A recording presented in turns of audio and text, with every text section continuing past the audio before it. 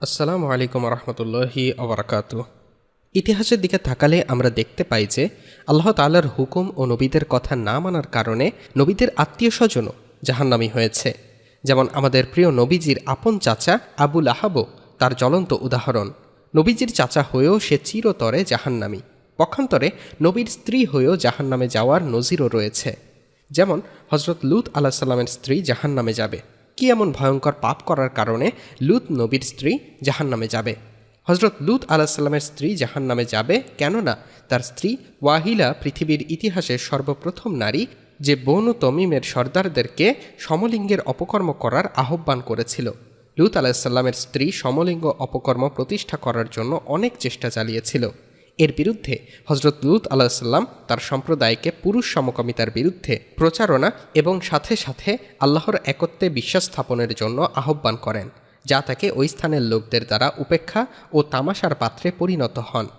বনু তমিমের লোকেরা যখন পুরুষে পুরুষে জেনায় লিপ্ত, ঠিক তখনই আল্লাহ তাআলা গজব দেওয়ার লক্ষ্যে প্রথম আসমানের ফেরেশতাদের সর্দার হজরত ইসমাইল আলাইহিস সালামের নেতৃত্বে 12 জন ফেরেশতা হজরত লূত আলাইহিস সালামের ঘরে মেহমান স্বরূপ প্রেরণ করেন। এ মেহমানদের দেখে ওয়াহিলা বনু তমিমে গিয়ে খবর দেয়, আমাদের বাড়িতে সুদর্শন 12 জন পুরুষ এসেছে, তোমরা যেতে পারো। রাত শেষ হওয়ার পূর্বে লূত আলাইহিস সালাম তার অনুসারী সহ তার স্ত্রী ছাড়া সে স্থান ত্যাগ করেন। অবশেষে ফেরেশতারা ওই ভূমি উল্টিয়ে দিয়ে এবং প্রস্তর বৃষ্টি বর্ষণ করে সম্প্রদায়কে বিনাশ করেন। ইতিহাসে সেই স্থানটি এখন ডেড সি বা মৃত সাগর নামে পরিচিত। আর হজরত নূহ আলাইহিস সালামের সময় দীর্ঘকাল তাওহীদের প্রতি আহ্বানের পর যখন আর কেউ ঈমান আনার সম্ভাবনা থাকল না, তখন কাফেরদের মহাপ্লাবনের মাধ্যমে ধ্বংস করে দেয়া হয়। এর মধ্যে তার স্ত্রীও বিদ্যমান ছিল। অবশেষে নৌকায় আরোহণ করে নূহ আলাইহিস সালাম ও অন্য মুমিনরা বেঁচে যায় বলে কুরআনের বিভিন্ন স্থানে বলা হয়েছে। হজরত লূত ও হজরত নূহ আলাইহিস সালামের স্ত্রী যে জাহান্নামী, এ সম্পর্কে পবিত্র কুরআনে বর্ণিত হয়েছে। যারা কুফরি করে তাদের জন্য আল্লাহ নূহের স্ত্রী ও লূতের স্ত্রী উদাহরণ পেশ করেন। তারা আমার বান্দাদের মধ্য হতে 2 জন বান্দার অধীনে ছিল, কিন্তু তারা উভয়ে তাদের সাথে বিশ্বাসঘাতকতা করেছিল। অতঃপর আল্লাহর আযাব হতে রক্ষায় নূহ ও লূত তাদের কোনো কাজে আসেনি। বলা হলো, তোমরা উভয় প্রবেশকারীদের সাথে জাহান্নামে প্রবেশ করো। সূরা তাহরিম আয়াত নম্বর 10। এই আয়াত থেকে প্রমাণিত হয় যে যারা আল্লাহ তাআলার হুকুম না মেনে সীমালঙ্ঘন করে তারা জাহান্নামী, হোক সে নবীর স্ত্রীও বা হোক সে সাধারণ মানুষ। আমাদের পরিচয়, আমরা মুসলিম।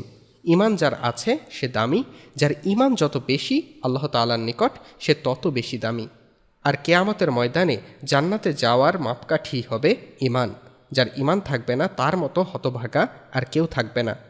তাই এক কথায় বলা যায়, হজরত লূত আলাইহিস সালামের স্ত্রী কুরআনে সীমালঙ্ঘনকারীদের অন্তর্ভুক্ত হিসেবে বর্ণিত হয়েছে। এজন্য সে জাহান্নামে নিপতিত হবে।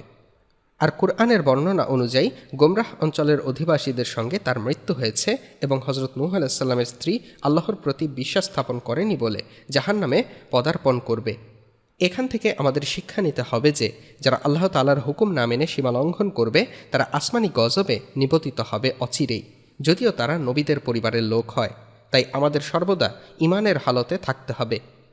আল্লাহ তাআলার হুকুম ও নবীজির দেখানো পদ্ধতি মেনে চলতে হবে। আল্লাহ তাআলা আমাদের সকলকে তার অনুগত বান্দা হিসেবে কবুল করুক, সেই সাথে ঈমানদারের খাতায় আমাদের নাম লিপিবদ্ধ করে নিক, আমিন। প্রিয় আলোর পথের যাত্রীর ভাই ও বোনেরা, আজ থেকে আমরা কোনো কাজে সীমা লঙ্ঘন করব না। আপনি যদি এই নিয়ত করে থাকেন তবে আপনিও কমেন্ট বক্সে ইনশাআল্লাহ লিখুন।